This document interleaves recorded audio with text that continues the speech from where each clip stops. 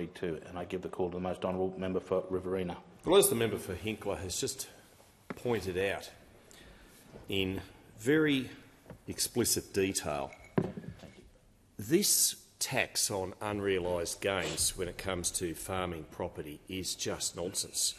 And anybody with a half modicum of intelligence, financial know-how or acumen would appreciate just that. Before the May 2022 election, Labor promised, wrongly, that there would be no changes to superannuation. There would be no touching of superannuation. That was a promise. But as we know, with everything that Labor says, it's not the same as what Labor does after it gets elected. It's the same with the $275 power cuts. It's the same with this legislation before the House today. And I'm surprised that Labor's not just going to ram it through. I mean, why would they uphold the principles of democracy and allow us to talk about it, Member for Hinkler?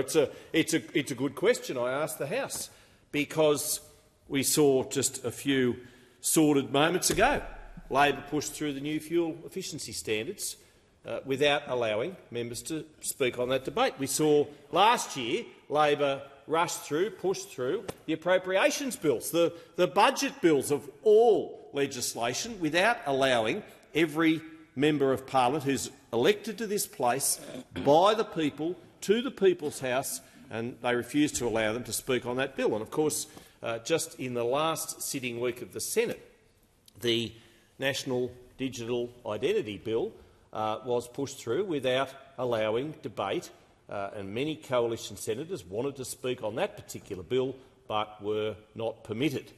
This is unfortunately the Labor way, but this goes to far greater concern for people, particularly, as even the member for Menzies noted, in regional Australia, because this is not only a betrayal of what Labor said it wasn't going to do, and that is touch super, but it is a fundamentally flawed policy. It unfairly disadvantages farmers and young people into the future. Labor's proposed changes are such that they are going to look at the overall worth of a farm and tax an unrealised asset on that farmer when, as the member for Hinkler pointed out, they may then have to sell the property or part thereof to pay the tax bill on an asset from which they're gaining their money, on which they are having their livelihood underpinned. How can people have the confidence necessary to make investments into their retirement when Labor backflips on its promises, on its pledges? I'm particularly concerned about how the proposed changes are going to affect farmers and young workers, and many people share that concern. Many people, including, I have to say, the National Farmers Federation. Now, they, in a May 14, 2024 press release, so that's this week, they sounded the alarm on the superannuation tax impost. That was the heading on the media release. They are already under the pump, and I note with great concern Tony Marr, the Chief Executive, was one of those who walked out of Agriculture Minister Senator Murray Watt's post-budget speech when he began talking about the WA sheep farmers who are going to have their trade phased out. And the NFF are right on that, and they're right on this issue too. As the NFF points out, evidence from financial and tax experts in a Senate Economics Committee inquiry shows the agriculture sector will be unfairly hit with the changes that could even see families having to sell farms, which is what I said a few moments ago. Why is there this constant attack on farmers? I noted, and I am digressing a little bit, but in the budget papers there was no disclosure as to how much the Labor government will spend on water buybacks. So our irrigation farmers are nervous about that. Our irrigation communities are very worried about that. We've got the WA sheep farmers being paid $107 million over 4 years to phase out what they do for a living, and that is put food on the tables of Middle Eastern countries in the sense of the live sheep exports. And here we have farmers being slugged an unnecessary tax on an unrealised asset, that is the property, the land, the soil, the dirt from which they earn their income. I mean, this is just nuts. This is just crazy. Why? How? How can this possibly be? Now, as the NFF points out, the inquiry's report into the Economics Legislation Committee Treasury Laws Amendment, the bill we're discussing today, the Better Targeted Superannuation Concessions and Other Measures Bill 2023, was released late on Friday, ahead of the legislation, now being debated. I'm amazed it is being debated, but anyway, I move on. Now, Tony Marr said this: concerningly, the final report does not appear to address the issues raised by the NFF about the potential impact the reform may have on small business and family farms.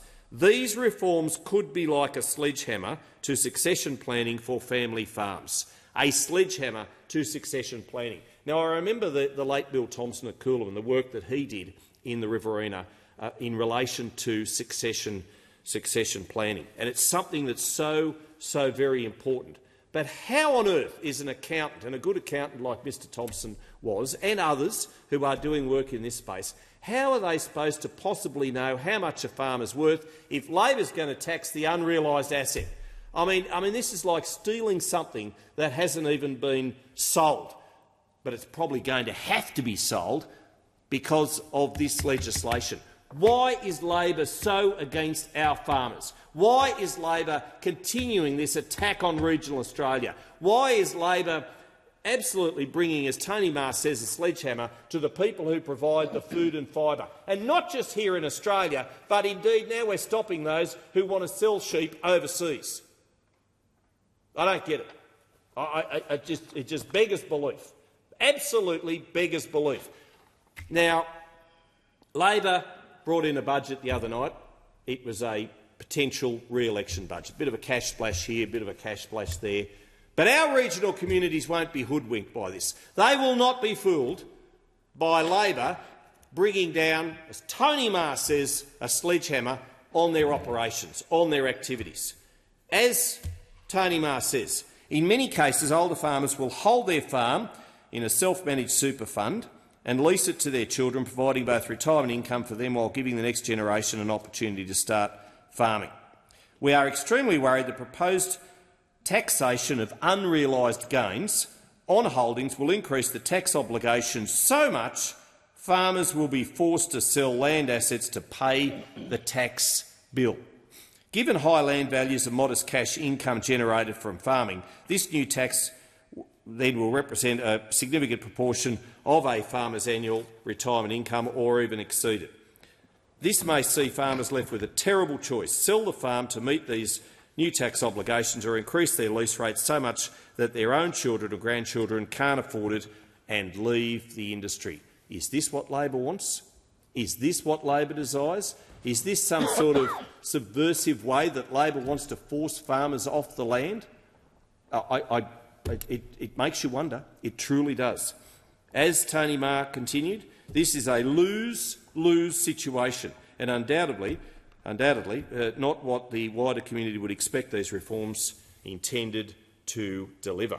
And our farmers are the backbone of the economy. They are. And people may disagree with that. They may say that some other industry or asset is, but I don't know any other industry or sector which grows the food to put on our tables 3 times a day, every day, and we should thank farmers every time we tuck our knees under the dinner table. And, indeed, they provide the fibre for the clothes on our backs. That's what they do.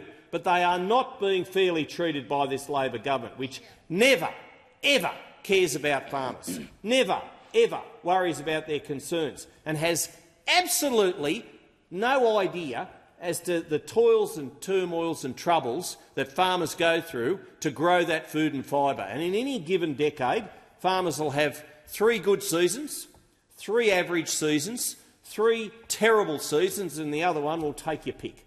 That's farming. It's a tough occupation, and our our thanks go to those farmers who do their best to prop up and feed everyone, even those opposite. And they should remember that. Now, this bill seeks to implement a broken promise to change the tax arrangements on superannuation. It does. And that's what it is indeed doing, and that's what it indeed represents. And it's a shame that it even has to come before the parliament, given the fact that Labor said prior to the May 2022 election that it would not touch super. It said it would not touch super, and indeed it is. And the NFF's against it. There are so many other people who are indeed against it. And young workers aren't going to escape this Labor cash grab again, either. The proposed $3 million threshold isn't indexed to inflation, and who knows what inflation will be over the next 30 or 40 years. We might ask the member for Rankin, we might ask the Treasurer. He seems to know. He seems to sort of push the Reserve Bank of Australia in one direction. He comes out and says what the inflation rate, locks himself into that. Good luck with that. I'll be watching that with great interest, and I'm sure RBA Governor Michelle Bullock will too, and many other economists who panned the budget, many other, I would almost say, left-leaning economists who panned the budget. They saw through it. Regional Australians see through this particular legislation. If this wasn't just simply a cash grab by Labor, the government would do the right thing, do the honest thing and index the threshold to inflation. But you know what? They just won't. Now, the Coalition's not supporting this, and why would we? Why would we support yet another tax? Why would we support yet another cash grab? Why would we support something that is going to hurt our farmers? Hurt our farmers force our farmers such that they may have to sell part or all of their land just to simply pay the unrealised gain, the tax that Labor's going to impose on them. And accountants around the country will be scratching their heads and wondering how this is even possible. Labor's broken promise on superannuation is, as I say, a broken promise, but it comes at a time when inflation, when cost of living pressures are just making it so hard, particularly for those people in regional Australia, who have to drive further, and we've just had another tax imposed on them with the fuel efficiency standards. They won't be able to drive the cars that they afford. They won't be able to pay for the ute, pay for the SUV. And it's not just farmers; it's families. It's mums taking kids to school and dads taking kids to sport and all that. It's our tradies who are going to be hurt by that legislation which was rammed through earlier today. But this legislation that Labor is proposing will double super taxes on 1 in 10 Australians by the time they retire. Double. That's what it'll do.